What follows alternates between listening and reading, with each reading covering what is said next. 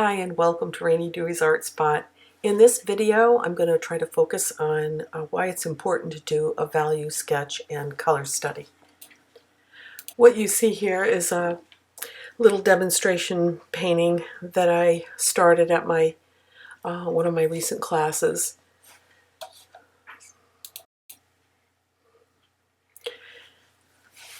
I hadn't prepared a value sketch or a color study for this little painting. And so a lot of times when I do that, I will double back and make sure that I do one. I've grown to lean on them over the years, and so when I don't do one, I know I have less of a chance that my painting will be successful.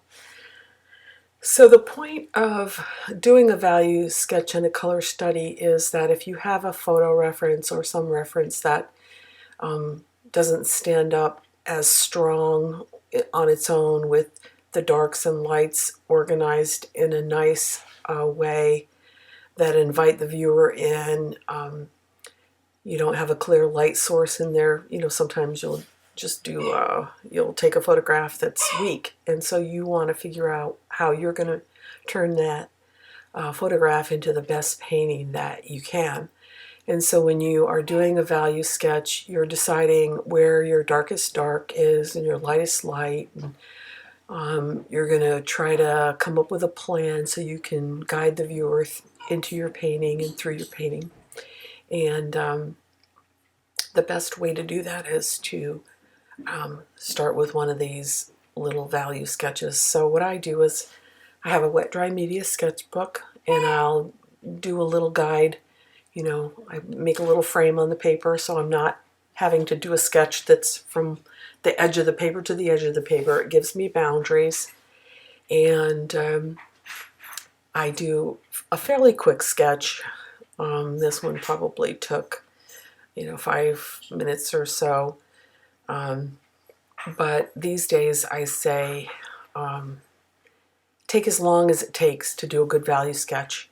And also, you might want to try different formats. You might want to do a vertical, a horizontal, and a square, and see which one appears the strongest and that you like, that's most visually pleasing. So I used to, try to rush the value sketch, and now I have grown and changed and say take as long as it takes to get something that you feel like you can lean on when you finally get down to doing the final painting. The next step is this step of doing a color study. Now, when I looked at that little painting that I had started, it's all local color, green trees, blue sky, and it really just didn't sing. It wasn't interesting, and so I really needed to do a color study for this little painting. I want to know, first of all, before I put any water on any paper, how I'm going to mix the sky that I want to get. How am I going to get that moody sky? And so what I'll do is I'll do some color mixing, and what I've used here is ultramarine blue and pyroli red. All of the paints are Core by Golden. These are the paints that came with an introductory set. And so in order to get that gray moody sky, I mixed ultramarine, pyroli red, and Payne's gray.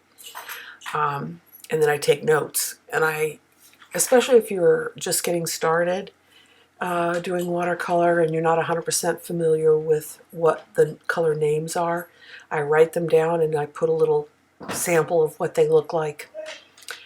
And so now I'm trying to nail down, where my light grasses are going to be and how I'm going to mix those colors. And my goal really is to try to make this piece more interesting than just green, blue. I probably will add some purples in there. You can see I tried to add a very light yellow in the grasses next to the road in the back.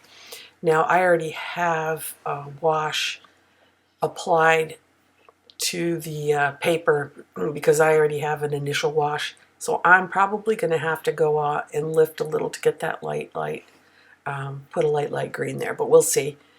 We'll see. We'll work it out. You know, we always try to push it and make things happen. We're not going to quit on it, come what may. So I'm mixing, I believe it's phthalo green with burnt sienna. Still quite, mixing greens are tough because the greens that come from the tube, they really do need to be altered in some way. And so when you have a green, you need to mix it with its color complement, which is red, or in this case, I mixed it with burnt sienna, which is an orange. It serves the same purpose. And then I added a little bit of one of the yellows.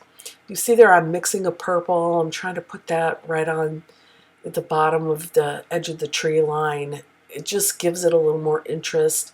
When I finally get down to the final painting, I want to know, or at least as best I can, how I'm going to mix these colors and where I'm going to put more interesting, colors, not just local color. I don't want it to just be local color. I want it to be a little bit jazzy. I don't know. We want to have our own stamp on it. Even though the landscape is lovely, I still do want to pop it. So what I'm doing here is there are some trees that are forward, and there are some trees that are a little more distant. And the more distant trees have a tendency to have more of a blue tint. So you see, I added a lot of ultramarine in those trees, and they get pushed back by using that blue. The pine trees, the tall ones there next to the road, I mixed the phthalo green shade with burnt sienna, and then I added a little bit of one of the yellows. So that's how I mixed that one, and I went heavy on the dark on the phthalo, and I want them, well, in the photo reference they're dark. That works. If it didn't work, we would change it, but it really gives drama, and my goal is to get you to go down to the end of the road. And so I'm going to have my lightest light and my darkest dark back there. And then my goal is to hopefully to make some of the grasses really light green back near that turnoff. So that's the plan. So I'm trying to figure out how to do it and what colors I'm going to mix right now on this little sketch. And it's nice because you can play in your sketchbook and you can learn in your sketchbook, and it takes a little bit of the pressure off. And I can tell you, when you finally sit down to do the final painting, if you've done this, advanced work, you're going to be more confident. You're going to know what you want to mix, what you need to mix to get a certain color, instead of applying water and then just panicking and saying, how am I going to do that? And then it's definitely worth doing. Even though the photo doesn't have any blue sky peeking through the clouds, I just feel like I need to have a little bit of it. So I tried to put some on the right-hand side. It didn't work. So I went over it with even darker clouds. So I do like it on the left-hand side. In that color that I mixed to make that blue sky peeking through is ultramarine and the phthalo blue green shade that came in this introductory set. The introductory set that we're using, like I said, is the core golden introductory set, but there are tube paints. I'm finding the colors very vibrant, and I'm enjoying using them. Here there's a little house in the distance. You'll see I'm simplifying it. There are a few buildings in this piece, and I'm not going to include any of those. I'm just going to include the one, and I tinted that with like a reddish brown, and you'll see I'll continue on and shadow it out so it'll take some more shape. Of course, I wanted to put the yellow lines in the road, so I applied the yellow, I believe it was yellow ochre, and then I'm painting the road around the yellow line. You can also mask it out, but here is, this is just my color study, so I'm kind of just trying to figure out how I'm going to accomplish it and how dark the road needs to be and around the yellow line. So here I'm saying, okay, those distant fields, this is what I'm going to mix to get that. I'm going to mix the phthalo green shade with Hansa yellow, and it gives you that beautiful green that you see when you look in a field that's been illuminated by the sun. And so the more notes you take, the better off you will be when you start your final painting. And the other thing about it is you'll have this for ready reference when you do another painting and you say, oh, how did I get that green right? I have it right here for posterity. So I encourage you to do these kinds of little things. The total time taken for both the value sketch and the color study was just short of an hour, and it's time well spent. So the one thing I do say is don't be a slave to your photo. Make changes when you need to, and practice. And most importantly, enjoy the process, because once you get your experience with your techniques and so forth, you will gain so much pleasure and joy in creating beautiful pieces of artwork to hang in your home or give to friends and family. So I want you to get your paint, get your pencils, and let's get out and paint on. Thank you so much for watching. I really appreciate it.